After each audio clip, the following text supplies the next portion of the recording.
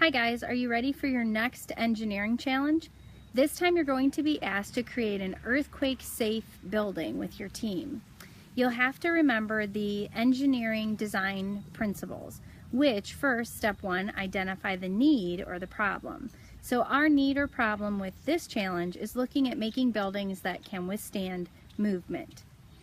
Step two would be to research the problem.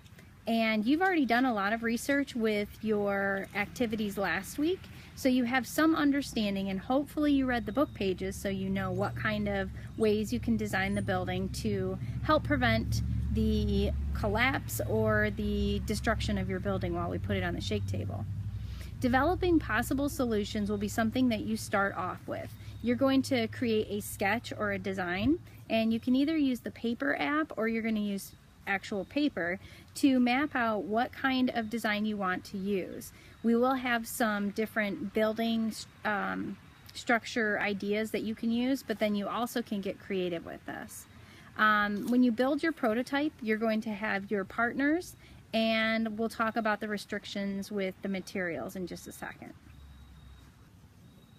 If we go back to the need for this challenge, we can look at areas of our planet where we have earthquakes and just some of the devastation that occurs. Sometimes you have buildings that seem to collapse when they're standing right next to buildings that don't collapse. So you'll have to think about what makes one building more sturdy than another.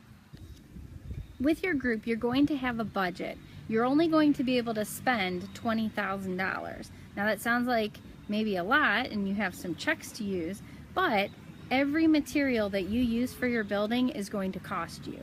So a regular size straw is $100 right there. And then some craft sticks to help with your structure is going to be another $100. Even paper clips, glue, and tape are going to cost you.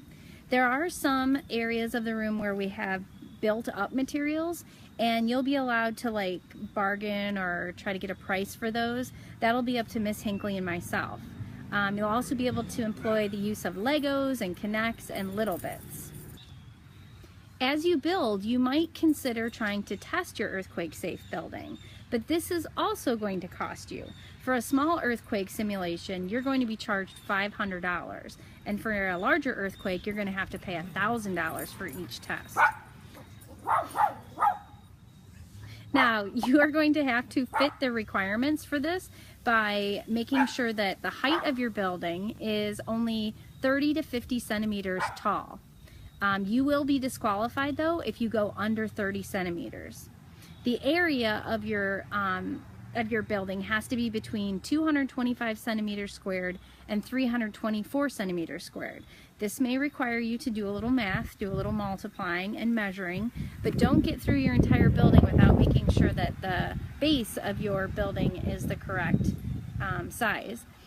You will have to have 4 floors, and each floor has to have a minimum of 10 centimeters in height. Now, we'll help you look at this as far as what floors actually need to have a full floor in them, but you are going to have to make sure that you have the correct height there.